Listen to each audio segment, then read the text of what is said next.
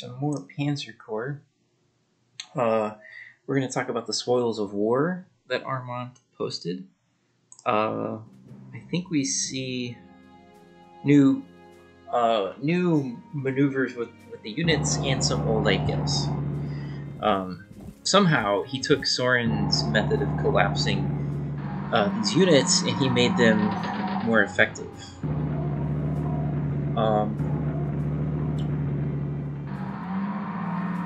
Yeah, this is Soren's idea to swing around to the north to take out this artillery piece. I think Soren claimed it wasn't a guarantee, but I think Armand might be using his attack +3 Stuka to really make sure that the artillery piece is taken out. That's a new fighter trap trick.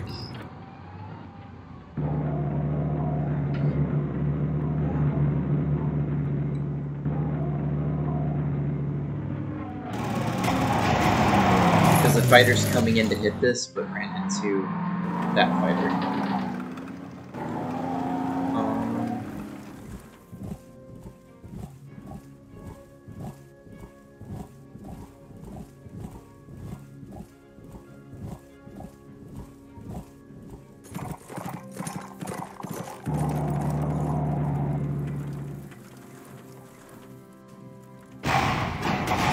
So he positions the 88 so that it's easy to take this fighter out. That's an improvement. He has to kill these 2 units so that the ambush on the anti-tank is set up. That's well-established theory.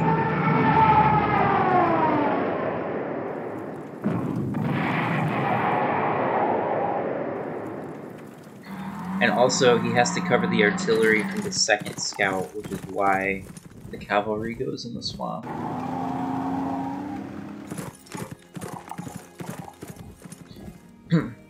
I think the improvement is he's going to collapse this pocket really fast. So he de-entrenches so the artillery is more effective on the artillery. Good hit. He'll force a surrender in that mountain unit.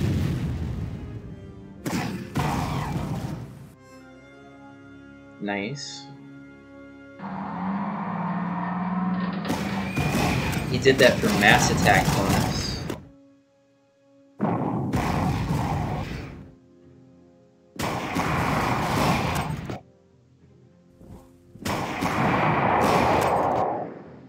And then a Stuka? Yep. Oh, attack +3. So now these Stukas are getting dangerous.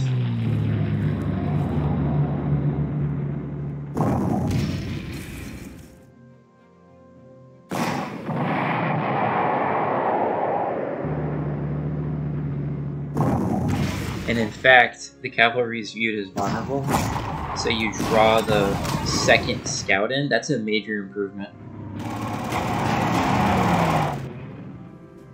I think Soren and I would assume the artillery was a deterrent, but because the cavalry's in the swamp, its defense is lowered and that counteracts the deterrent. So this is a nice little sacrifice of the anti-tank. He uses this, he does this on purpose. He'll get units damaged so that they can get more prestige from surrenders. So his fighter just got attack +30.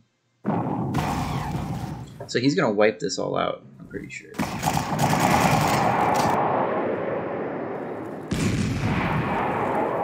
Beautiful. He has a Panzerjäger to finish up, if necessary.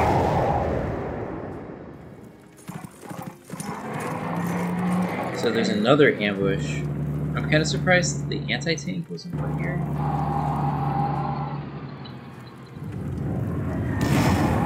Maybe the artillery can't suppress enough.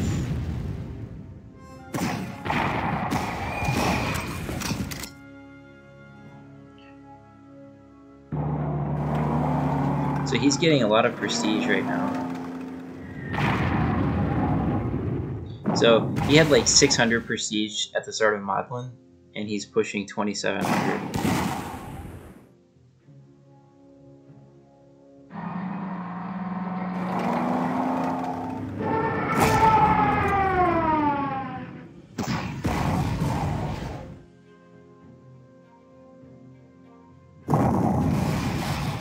It's just brutal efficiency.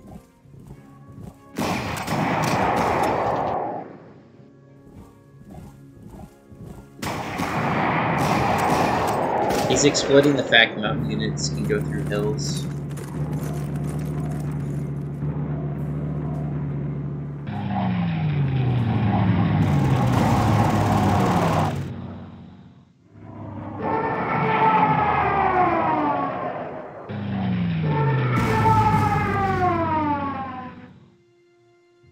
The third Stuka gets a hero, so all four. So the fighter and 3 Stukas all have their first hero. One second, I want to look at that again. So the scout saw the Panzerjäger, but doesn't see the anti-aircraft weapon. So why did it attack? Was it trying to attack the cavalry? And then it spotted the anti-aircraft? That's just weird to me. Wouldn't the scout feel more comfortable on the Panzerjäger, which is at 3 strength? I don't know if I follow the AI logic there.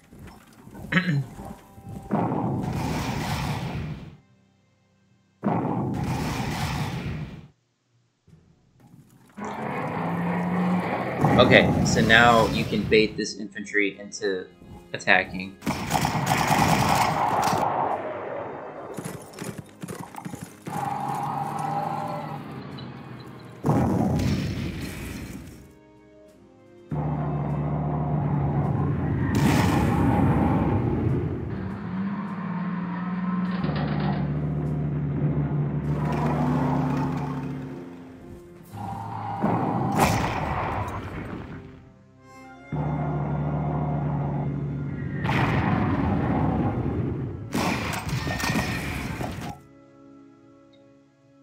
Yeah, he's getting a lot of prestige. So that 3 strength Panzerjäger just netted him, you know, that was like at least 25 prestige. The other thing you're going to start to see from here on is he goes for huge surrenders. So he wants a mostly fully suppressed unit, and then he wants a really weak unit to hit that suppressed unit and do very little damage, so he gets a lot of prestige. He'll do this over and over and over again.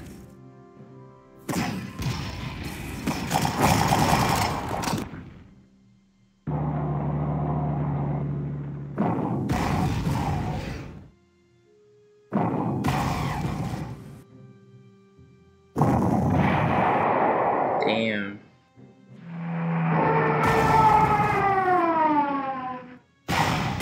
I don't even think his artillery has attack +3 yet.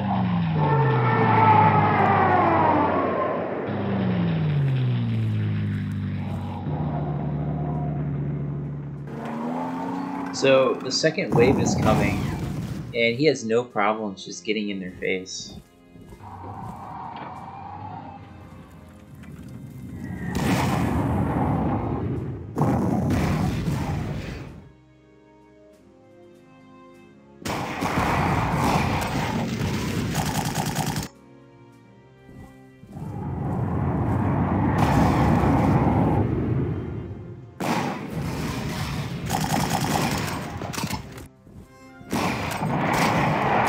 Yeah, I think he's purposely farming.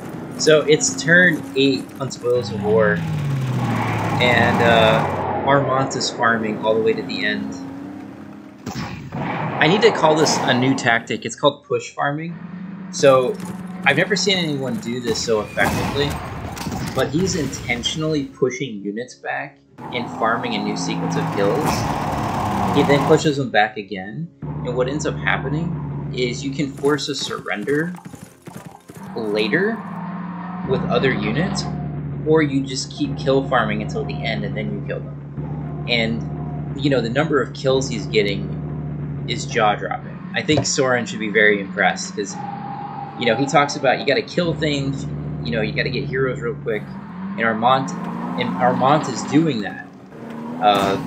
He's finding these creative ways to keep kill farming, and, you know, all the way to the end. Notice that the reason he could push so far ahead is this artillery is moving last and is blocking the bridge, and all the other frontline units are damaged. So all the heavy stuff coming behind is in a traffic jam and can't reach your units. Like, and Kesha's blocking this other bridge, and he gets a surrender pocket. This is disgusting planning.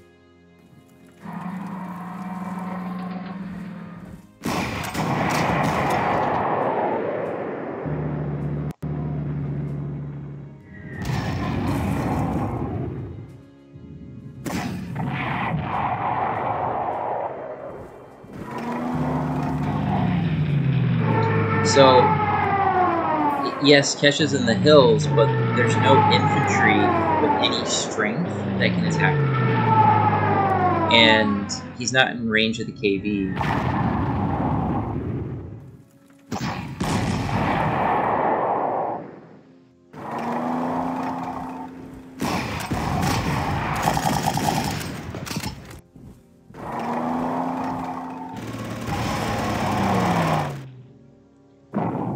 You can see why he likes to fight with units on the river, because their defense values are lower.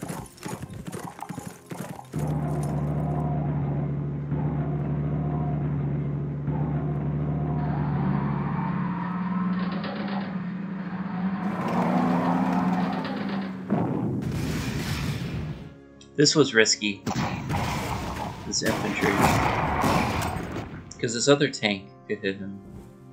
But I guess he rejuvenated himself. His anti-tank from the south has now come north to go farming. This is really disgusting. Now you gotta surrender.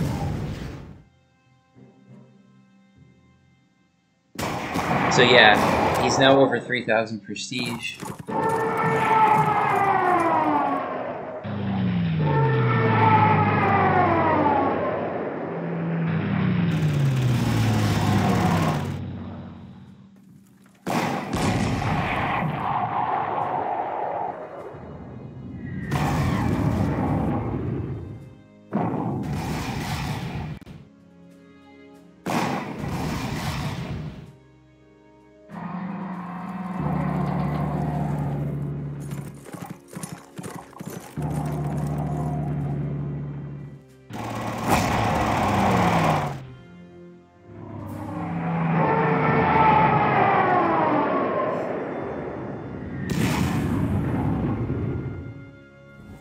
Yeah, so it's like turn 7, and he's starting to de-entrench the conscripts.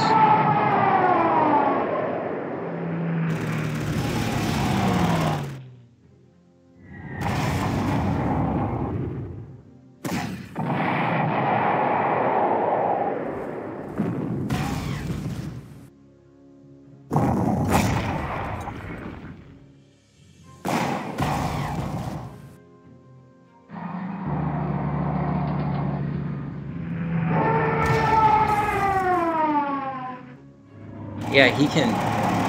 It's just so crazy, he can kill farm. So now auxiliary bait is set.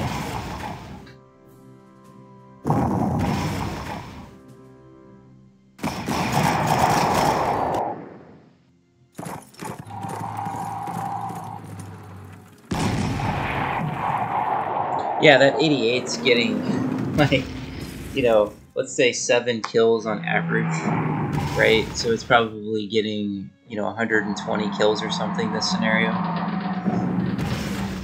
That's a disgusting number of kills for an 88 gun. Early war. Very, very disgusting. But he's doing it because he's got to get a hero as fast as possible. This is a beautiful... Man, it's like... I don't even understand how he can logistically plan this. This is like... This is like Soren level madness, but it's different. It's just pure kill farming. You know, Soren would just want to speed run through everything, kill everything, make sure it's dead. This is next level. This is saying, wait a minute, you're leaving a lot of kills on the table. Let's just keep farming and find creative ways to get hard units to get kills and experience. You know, his anti-tank, it wouldn't shock me if his anti-tank is approaching 300 kills.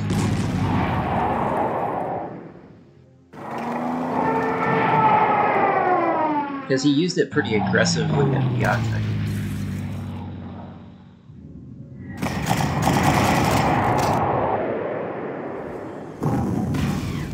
So yeah, you can see the surrender pocket is nicely developing. River, like units on the river, that's trouble.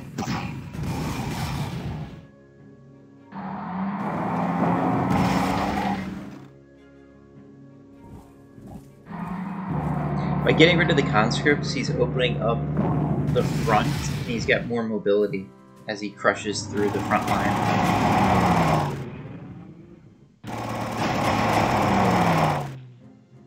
Yeah, he's finding... This is so crazy. Armand's taking my fighter bomber trap, and he keeps finding a use for it.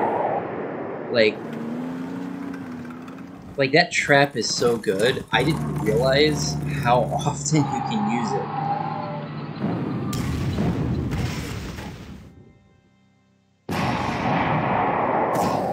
Yeah, with double artillery, that KV trashed the Panzerjäger. This anti-tank's just sitting here, taking out tanks on a river. It's a beautiful spot. I don't understand, like, how he thinks of this. This is really next level planning, especially when you consider that the anti-tank was south, like nowhere near this front. Like, was that hundreds of hours of, like, permutations of where my units can be to max kills? And he's doing a really good job. River. Look at all these river units. This is so brilliant. Look at the prestige that he's racking up. I think he got, like, close to 100 there.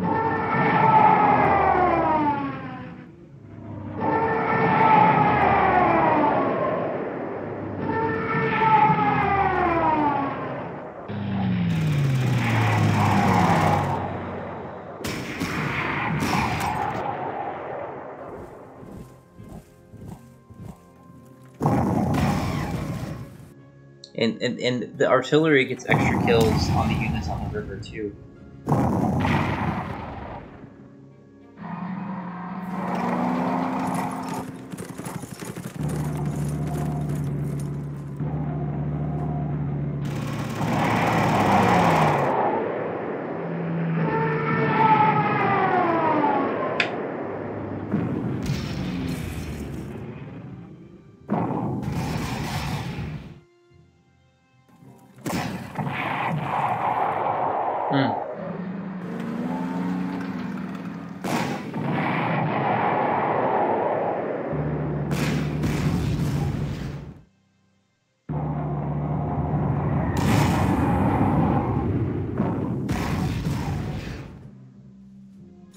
Meanwhile, like, this third wave is having trouble crossing the river.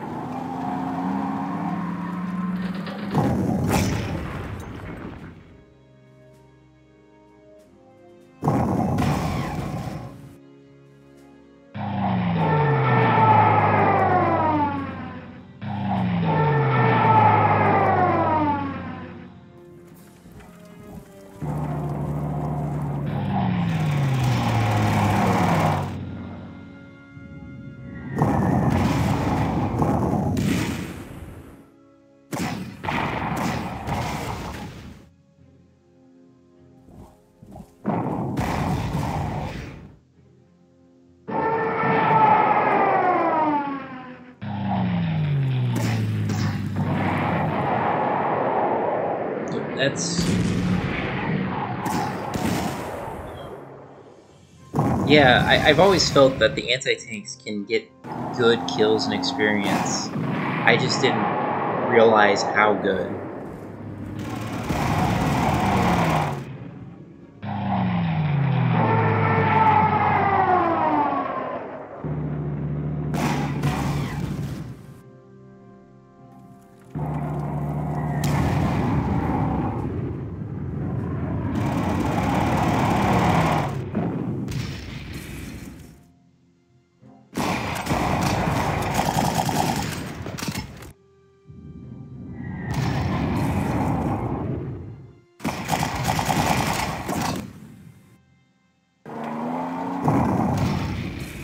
Yeah, you can see he's slowly grinding.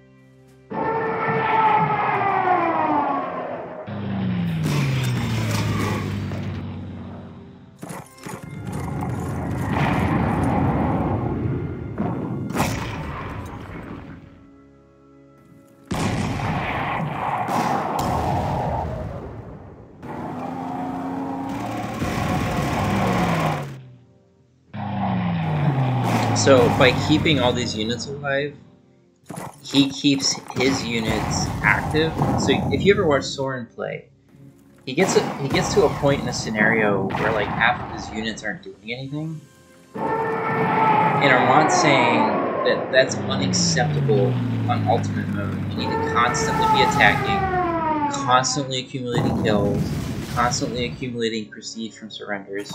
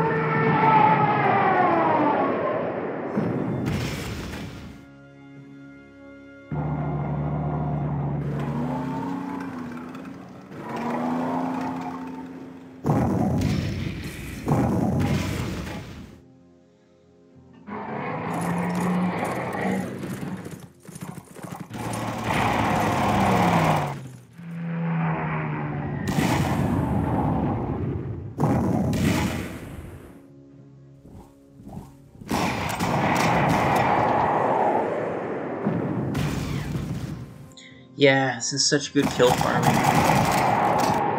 The artillery.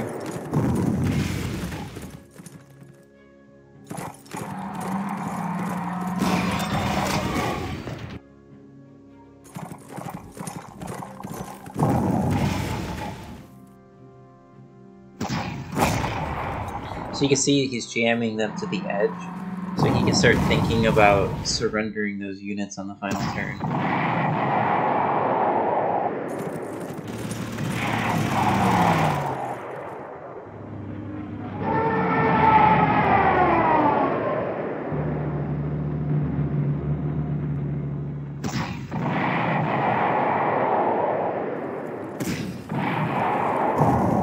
This is... He's drained his anti-tank of ammo. That's disgusting.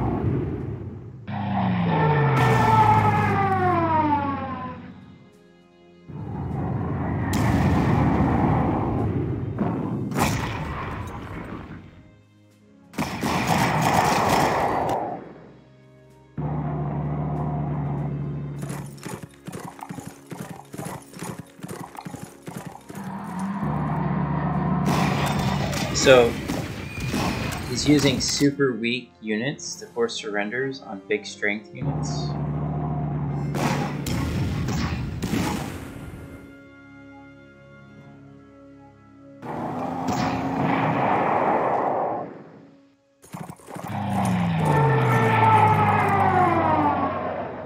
He's over 3,400 prestige.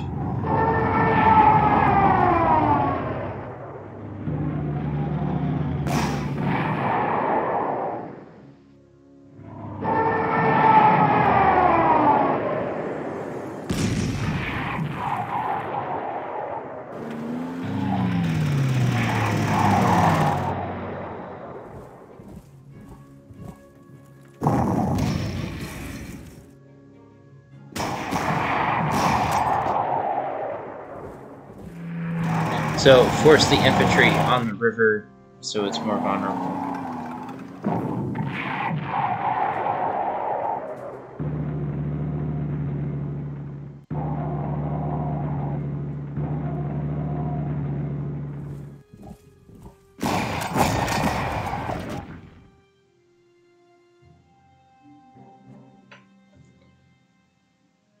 Oh, he didn't map wipe this, but he could have.